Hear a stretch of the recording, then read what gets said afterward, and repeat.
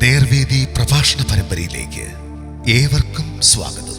സുവിശേഷകൻ കുഞ്ഞുമോൻ തോട്ടപ്പള്ളി ഇപ്പോൾ നിങ്ങളുമായി ദൈവവചനം പങ്കുവെക്കുന്നു. ശ്രദ്ധിച്ചാലും.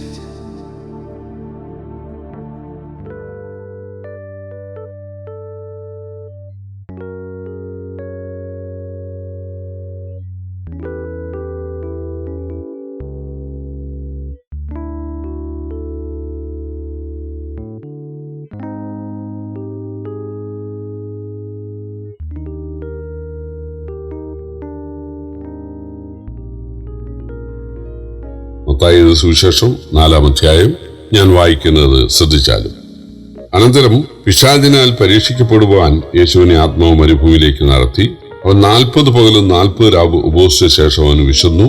അപ്പോൾ പരീക്ഷകൻ അടുത്തു വന്ന്, നീ ദൈവപുത്രനെങ്കിൽ ഈ കല്ലപ്പമായി തീരാൻ കൽപ്പിക്ക എന്ന് പറഞ്ഞു. അതിനവൻ, മനുഷ്യൻ അപ്പം കൊണ്ട് മാത്രമല്ല ദൈവത്തിന്റെ വായിൽ കൂടി വരുന്ന സകല വചനം കൊണ്ടും ജീവിക്കുന്നു എന്ന് എഴുതിയിരിക്കുന്നു എന്ന് ഉത്തരം പറഞ്ഞു. പിന്നെ പിശാച് അവനെ വിശുദ്ധ നഗരത്തിൽ കൊണ്ടുപോയി ദേവാലയത്തിന്റെ അഗ്രത്തിന്മേൽ നിർത്തി അവനോട്, നീ ദൈവപുത്രനെങ്കിൽ താഴേക്ക് ചാടുക, നിന്നെക്കുറിച്ച് അവൻ തന്റെ ദൂതന്മാരോട് കൽപ്പിക്കും, അവൻ നിന്റെ കാൽ കല്ലിനോട് തട്ടാതവണ്ണം നിന്നെ കയ്യിൽ താങ്ങിക്കൊള്ളുമെന്ന് എഴുതിയിരിക്കുന്നുവല്ലോ എന്ന് പറഞ്ഞു. യേശു അവനോട്, നിന്റെ ദൈവമായ കർത്താവിനെ പരീക്ഷിക്കരുത് എന്നും കൂടെ എഴുതിയിരിക്കുന്നു എന്ന് പറഞ്ഞു. പിന്നെ പിശാച് അവനെ ഏറ്റവും ഉയർന്ന ഒരു മലയിൽ കൂട്ടിക്കൊണ്ടുപോയി ലോകത്തിലുള്ള സകല രാജ്യങ്ങളെയും അവയുടെ മഹത്വത്തെയും കാണിച്ചു, വീണ് എന്നെ നമസ്കരിച്ചാൽ ഇതൊക്കെയും നിനക്ക് തരാം എന്ന് അവനോട് പറഞ്ഞു. യേശു അവനോട്, സാത്താനെ, എന്നെ വിട്ടുപോ, നിന്റെ ദൈവമായ കർത്താവിനെ നമസ്കരിച്ച് അവനെ മാത്രമേ ആരാധിക്കാവൂ എന്ന് എഴുതിയിരിക്കുന്നുവല്ലോ എന്ന് പറഞ്ഞു. അപ്പോൾ പിശാച് അവനെ വിട്ടുപോയി ദൂതന്മാർ അടുത്തു വന്നവനെ ശുശ്രൂഷിച്ചു. യോഹന്നാൻ തടവിലായി എന്ന് കേട്ടാറെ അവൻ ഗലീലയ്ക്ക് വാങ്ങിപ്പോയി നസറേത്ത് വിട്ട് സെബുലൂന്റെയും നഫ്താലിയുടെയും അതിരുകളിൽ കടക്കരയുള്ള കപർന്നൂമിൽ ചെന്നു പാർത്തു. സെബുലൂൻ ദേശവും നഫ്താലി ദേശവും ജാതികളുടെ ഗലീലയും കടൽക്കരയിലും യോർദാൻ അക്കരയുമുള്ള നാടൊക്കെ ഇരുട്ടിലിരിക്കുന്ന ജനം വലിയൊരു വെളിച്ചം കണ്ടു. മരണത്തിന്റെ ദേശത്തിലും നിഴലിലും ഇരിക്കുന്നവർക്ക് പ്രകാശമുദിച്ചുവെന്ന് യെശയ്യാ പ്രവാചകൻ മുഖാന്തരം അരുളി ചെയ്തത് നിവൃത്തിയാകുവാൻ ഇടവന്നു. അന്നു മുതൽ യേശു സ്വർഗ്ഗരാജ്യം സമീപിച്ചിരിക്കാൻ മാനസാന്തരപ്പെടുവിനെന്ന് പ്രസംഗിച്ചു തുടങ്ങി. അവൻ ഗലീല കടപ്പുറത്ത് നടക്കുമ്പോൾ പത്രോസ് എന്നു പേരുള്ള ശീമോൻ, അവന്റെ സഹോദരനായ അന്ത്രയോസ് എന്നിങ്ങനെ മീൻപിടിക്കാരായ 2 സഹോദരന്മാർ പടകിൽ വല വീശുന്നത് കണ്ടു. എന്റെ പിന്നാലെ വരുവീൻ, ഞാൻ നിങ്ങളെ മനുഷ്യരെ പിടിക്കുന്നവരാക്കുമെന്ന് അവരോട് പറഞ്ഞു. ഉടനെ അവർ വല വിട്ട് അവനെ അനുഗമിച്ചു. അവിടെ നിന്ന് മുന്നോട്ട് പോയാറെ സബദിയുടെ മകൻ യാക്കോബ് അവന്റെ സഹോദരനായ യോഹന്നാനും ആ സഹോദരന്മാർ പടകിലിരുന്ന് അപ്പനായ സബദിയുമായി വല നന്നാക്കുന്നത് കണ്ടു അവരെയും വിളിച്ചു. അവരും ഉടനെ പടകിനെയും അപ്പനെയും വിട്ട് അവനെ അനുഗമിച്ചു. പിന്നെ യേശു ഗലീലയിലൊക്കെയും ചുറ്റി സഞ്ചരിച്ചുകൊണ്ട് അവരുടെ പള്ളികളിൽ ഉപദേശിക്കുകയും രാജ്യത്തിന്റെ സുവിശേഷം പ്രസംഗിക്കുകയും ജനത്തിനുള്ള സകല ദീനക്കാർക്കും വ്യാധിക്കാർക്കും സൗഖ്യം നൽകുകയും ചെയ്തു. അവന്റെ ശ്രുതി സുറിയയിലൊക്കെയും പരന്നു. നാനാ വ്യാധികളാലും ബാധകളാലും വലഞ്ഞവർ, ഭൂതഗ്രസ്തർ, ചന്ദ്രരോഗികൾ, പക്ഷപാതക്കാർ, ഇങ്ങനെ സകലവിധ ദീനക്കാരെയും അവന്റെ അടുക്കൽ കൊണ്ടുവന്നു. അവൻ അവരെ സൗഖ്യമാക്കി. ദക്കപ്പൊലി, യെരുശലേം, യഹൂദ്യ, യോർദാനക്കര എന്നീ ഇടങ്ങളിൽ നിന്ന് വളരെ പുരുഷാരം അവനെ പിന്തുടർന്നു. യേശുവിന്റെ പിശാചിനാലുള്ള പരീക്ഷയും യേശു അതിനെ ജയിക്കുന്നതും പിന്നീട് യേശു ചിലരെ ശിഷ്യരാക്കി തെരഞ്ഞെടുക്കുന്നതുമാണ് 4-ാം അധ്യായത്തിലെ വിഷയം. ഇസ്രായേൽ ജനം മിസ്രൈമിൽ നിന്ന് വിടുവിക്കപ്പെട്ട് ചെങ്കടൽ കടന്ന് മരുഭൂമിയിലെത്തി പരീക്ഷയിൽ തോറ്റു. അവര് ഫറവോന്റെ അടിമത്വത്തിൽ ഫറവോന്റെ അടിയേറ്റ് പൊളഞ്ഞ് വേദനപ്പെട്ട് നിലവിളിക്കുകയായിരുന്നു. എന്നാൽ കൃത്യസമയത്ത് മോശെ ദൈവം അയച്ചു. അവർക്ക് ആദ്യകാലത്ത് വളരെ സുഖവും സമൃദ്ധിയുമായിരുന്നു. അവരവിടെ പെറ്റുപെരുകാൻ ബലപ്പെടാൻ ഇടയായി. പക്ഷെ ആ പീഡ ഉണ്ടായത് യോസേഫിനെ അറിയാത്ത രാജാവ് ഉണ്ടായത് നന്നായി. അതുകൊണ്ട് അവരുടെ വാഗ്ദത്ത കനാൻ നാട്ടിലേക്ക്, സ്വന്തം സ്ഥലത്തേക്ക് അവർക്ക് പോരുവാനുള്ള ഒരു അന്തർപ്രേരണ ഉണ്ടായി. അവര് പെസഹ കുഞ്ഞാടിനെ അറുത്ത് അതിനാൽ നിയമപരമായി അവിടെ നിന്ന് വിടുതൽ നേടി. പിന്നീട് അവർ വന്നത് ചെങ്കടലിലേക്കാണ്. അത് സ്നാനത്തെയാണ് കാണിക്കുന്നത്. യേശുവിനെ രക്ഷകനായി, പെസഹ കുഞ്ഞാടായി യേശുവിനെ രക്ഷകനായി സ്വീകരിച്ചവർ സ്നാനപ്പെടണം. അവർ സ്നാനമേറ്റ് മോശയോട് ചേർന്നു എന്നാണ് 1 കൊരിന്ത്യർ 10:1 വായിക്കുന്നത്. പിന്നീട് അവർ മരുഭൂമിയിലെത്തി ആരാധിച്ചു. യേശുവിനെ രക്ഷകനായി സ്വീകരിച്ച് സ്നാനപ്പെട്ട് ദൈവസഭയോട് ചേർന്ന് ദൈവവചനപ്രകാരം ആരാധിക്കുകയും സുവിശേഷത്തിന്റെ സാക്ഷ്യം വഹിക്കുകയും ചെയ്യണം എന്നുള്ളതാണ് നമുക്ക് ഈ സാദൃശ്യത്തിൽ നിന്ന് മനസ്സിലാക്കാനായിട്ട് സാധിക്കുന്നത്. പക്ഷേ ഈ ചെങ്കടൽ കടന്ന് മരുഭൂമിയിലെത്തിയ ഇസ്രായേൽ പരീക്ഷകളിൽ തോൽക്കാനിടയായി. എന്നാൽ യേശു മിസ്രയീമിൽ നിന്നും യോർദാൻ നദിയിൽ സ്നാനമേറ്റ് കനാൻ നാട്ടിൽ എത്തി. എന്നാൽ അതിനുശേഷമുണ്ടായ പിശാചിന്റെ പരീക്ഷയിൽ യേശു ജയിക്കുകയാണ്. ഇത് തന്നെ കൈക്കൊണ്ട് സ്നാനപ്പെട്ട് കൂട്ടായ്മയിൽ വരുന്നവർക്ക് പിശാചിന്റെ പരീക്ഷകളെ ജയിക്കാൻ കഴിയും, തനിക്ക് അവരെ ജയിപ്പിക്കാൻ കഴിയും എന്ന് തെളിയിക്കുന്നതാണ്. പാപമൊഴിയ സകലത്തിലും നമുക്ക് തുല്യനായി പരീക്ഷിക്കപ്പെട്ടവനെ തത്സമയത്ത് സമീപിച്ചാൽ സഹായത്തിനുള്ള കൃപ നൽകുമെന്നാണ് ഇബ്രായ ലേഖനം 4:15-16 വാക്യങ്ങളിൽ പറയുന്നത്.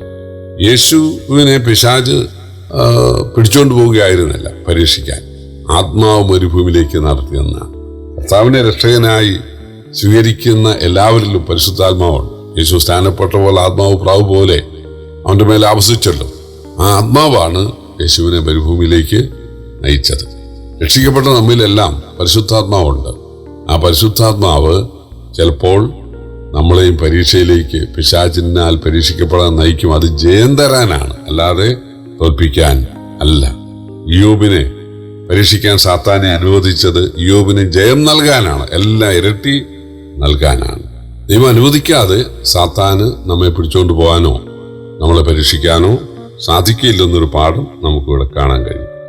ആത്മാവ് യേശുവിനെ പരീക്ഷിക്കാൻ ദൈവം അനുവദിച്ചത് ജയത്തിനായിരുന്നു.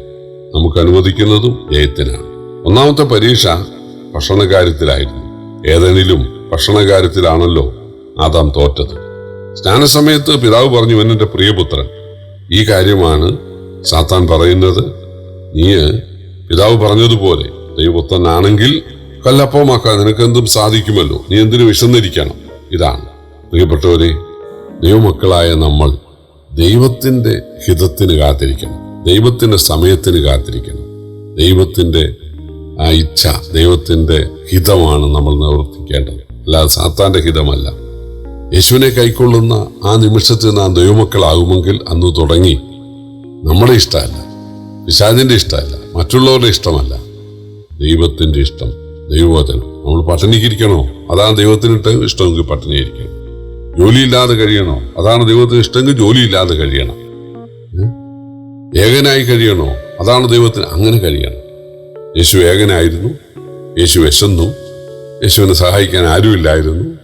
അത് ദൈവം അനുവദിച്ചതാണ് എന്നതിൽ യേശു ഉറയ്ക്കാൻ ഇടയായി തീർന്നു. അതാണ് നമുക്കുള്ള മാതൃക. ദൈവത്തെങ്കിൽ കല്ലപ്പമാക്കാൻ പറഞ്ഞപ്പോൾ യേശുവിന് മറുപടി, മനുഷ്യൻ അപ്പം കൊണ്ട് മാത്രമല്ല എന്നാണ്. യേശു ദൈവമായിരുന്നു, അതാണ് പിതാവ് പറഞ്ഞത്. യേശു പിതാവിന് തുല്യം ദൈവമായിരുന്നു. പക്ഷേ മനുഷ്യർക്കത് രക്ഷിക്കാൻ താൻ മനുഷ്യനാകുകയാണ് ഉണ്ടായത്. അതുകൊണ്ട് യേശു പറയുകയാണ്, മനുഷ്യൻ അപ്പം കൊണ്ട് മാത്രമല്ല ദൈവത്തിന്റെ വായിൽ കൂടി വന്ന സകല വചനം കൊണ്ടും ജീവിക്കുന്നു. മനുഷ്യരായ നമ്മൾ, അല്ലെങ്കിൽ രക്ഷിക്കപ്പെട്ടവരായ നമ്മൾ, ആ പിതാവിന്റെ വായിൽ നിന്ന് വരുന്ന വചനം, പിതാവിന്റെ വചനങ്ങൾ അല്ലെങ്കിൽ ദൈവവചനം, അത് അനുസരിച്ചുകൊണ്ട് ജീവിക്കാൻ സാധിക്കണം. അല്ലെങ്കിൽ അതനുസരിച്ചുകൊണ്ട് ജീവിച്ചാലും അതിന്റെ ഒരു തൃപ്തി നമുക്കുണ്ടാകും. ഭക്ഷണം കഴിക്കുന്ന തൃപ്തിക്കാണല്ലോ. അപ്പൊ ദൈവവചനം ധ്യാനിക്കുമ്പോൾ അതിനാലും ഒരു തൃപ്തി ഉണ്ടാകും എന്നാണ് യേശു പ്രതികരിച്ചത്. രണ്ടാമത്തെ പരീക്ഷ ദേവാലയ അഗ്രഹത്തിൽ നിന്ന് താഴേക്ക് ചാടാൻ ആയിരുന്നു. പക്ഷെ അവിടെ പിശാചൊരു വചനം ഉദ്ധരിക്കുന്നുണ്ട്. നീ ചാടിയാൽ നിന്റെ എല്ലാ വഴികളിലും ദൈവം നിന്നെ കാക്കാൻ ദൂതന്മാരോട് കൽപ്പിക്കും എന്നാണ്. അപ്പൊ പിശാചിന് ബൈബിൾ അറിയാം, ബൈബിൾ പ്രയോഗിച്ചു. യേശു തിരിച്ചടിച്ചത് ദൈവത്തെ പരീക്ഷിക്കരുത് എന്നും കൂടെ എഴുതിയിരിക്കുന്നു എന്നാണ്.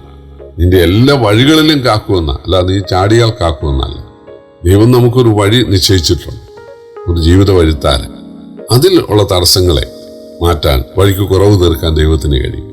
നമ്മള് പിശാച് പറയുന്നത്, അല്ലെ മനുഷ്യൻ പറയുന്നത്, അല്ലെങ്കിൽ കൂട്ടുകാരല്ലെ പാപികൾ പറയുന്നത് കേട്ട് ചാടിയാലൊന്നും താങ്ങാൻ ദൈവം തയ്യാറാകുകയില്ല. ദൈവത്തിന്റെ വഴിയിൽ ഉള്ള തടസ്സങ്ങളെ ദൈവം നീക്കിത്തരും. ഞാൻ ചാടിയാൽ ദൈവം കാത്തുകൊള്ളും എന്ന് പറയുന്നത് ദൈവത്തെ പരീക്ഷിക്കുന്നതാണ്. അവന്റെ വാക്യമുണ്ട്, ദൈവത്തെ പരീക്ഷിക്കരുത്, ദൈവം എന്നെ ശിക്ഷിക്കയില്ലായിരിക്കും. പരന വിരുദ്ധമായത് ദൈവത്തോട് ചോദിക്കാതെ തന്നിഷ്ടപ്രകാരം എന്തെങ്കിലും ചെയ്താലും ദൈവം ശിക്ഷിക്കയില്ലായിരിക്കും എന്ന് ചിന്തിക്കുന്നത് ദൈവത്തെ പരീക്ഷിക്കുന്നതാണ് എന്നും കൂടെ എഴുതിയിരിക്കുന്നു എന്ന് പറഞ്ഞു. പ്രിയപ്പെട്ടവരെ, സാധാരണ ചില വാക്യങ്ങളൊക്കെ അറിയാം എന്ന് നമ്മൾ മനസ്സിലാക്കണം. അതിനെ ജയിക്കാൻ, അതിലേറെ പഠിക്കാൻ നമുക്ക് സാധിക്കണം. എങ്കിലേ തത്സമയത്ത് ഒരു ആയുധം പോലെ അത് പ്രയോഗിക്കാൻ സാധിക്കുകയുള്ളൂ. മൂന്നാമത്, സാത്താനെ നമസ്കരിച്ചാൽ എല്ലാം എങ്കൽ ഫലമേൽപ്പിച്ചിരിക്കുകയാണ്. യേശു ഒരിക്കലും തന്റെ ജനത്തോട്, തന്നെ വിശ്വസിച്ചവരോട് ഞാൻ എല്ലാം തരാം എന്ന് പറഞ്ഞിട്ടില്ല. കഷ്ടങ്ങളും ഞെരുക്കങ്ങളും ബുദ്ധിമുട്ടുകളും നിങ്ങൾക്കുണ്ടാകും, നിങ്ങളെ കൊന്നു വരാം, എന്നാലും നിങ്ങൾ തള്ളിപ്പറയരുത്. ശരീരത്തെ കൊല്ലുന്നവരെ ഭയപ്പെടരുത്, ആത്മാവിനെ നരകത്തിൽ തള്ളിയിടുന്നവനെയാണ് നിങ്ങൾ ഭയപ്പെടേണ്ടത് എന്നാണ് യേശു പറഞ്ഞു. ഇവിടെ പിശാച് പറയുകയാണ്, എന്നെ നമസ്കരിച്ചാൽ എല്ലാം തരാം. യേശു പറഞ്ഞു, നിന്റെ ദൈവമായ കർത്താവിനെ നമസ്കരിച്ച് അവനെ മാത്രമേ ആരാധിക്കാവൂ എന്ന് എഴുതിയിരിക്കുന്നു, സാത്താനെ എന്നെ വിട്ടുപോ എന്ന് പറഞ്ഞപ്പോൾ പിശാച് പോവുകയാണ്. ദൈവദൂതന്മാർ വന്ന് യേശുവിനെ ശുശ്രൂഷിച്ചു. ഏലിയാവിനെ ദൈവദൂതന്മാർ ഭക്ഷണം നൽകിയതുപോലെ ദൈവദൂതന്മാർ വന്ന് യേശുവിനെ ശുശ്രൂഷിച്ചു. ആ ശക്തിയോടെ, ജയത്തിന്റെ ശക്തിയോടെ, പരിശുദ്ധാത്മാവിന്റെ ശക്തിയോടെ യേശു ഗലീലയിലേക്ക് ചെന്ന് പ്രസംഗിച്ചപ്പോൾ ആദ്യം പത്രോസും യോഹന്നാനും തന്നെ അനുഗമിച്ചു. പിന്നെ പത്രോസും അന്ത്രയോസും തന്നെ അനുഗമിച്ചു. യോഹന്നാനും യാക്കോബും തന്നെ അനുഗമിക്കുവാൻ ഇടയായി തീർന്നു. അവരൊക്കെ ജോലി വിട്ട്, തങ്ങളുടെ തൊഴിൽ വിട്ട് സുവിശേഷ വേല ചെയ്യുവാൻ, യേശുവിനോട് ചെയ്യുവാൻ അവർ തങ്ങളെ തന്നെ സമർപ്പിക്കാനിടയായി. പ്രിയപ്പെട്ടവരെ, നമ്മുടെ രഹസ്യ ജീവിതം യേശുവിൻ്റെതിന് തുല്യം വിജയകരമാണ് എങ്കിൽ തീർച്ചയായിട്ടും ആത്മാക്കളെ നേടാൻ, ദൈവത്തിനു വേണ്ടി ഫലം പുറപ്പെടുവിക്കുവാൻ, ആളുകളെ നേർവഴിക്ക് നയിക്കാൻ നമുക്ക് സാധിക്കും. ദൈവം നമ്മെ സഹായിക്കട്ടെ. കർത്താവിന്റെ വലിയ നാമം ഇന്നും എന്നേക്കും വാഴ്ത്തപ്പെടും.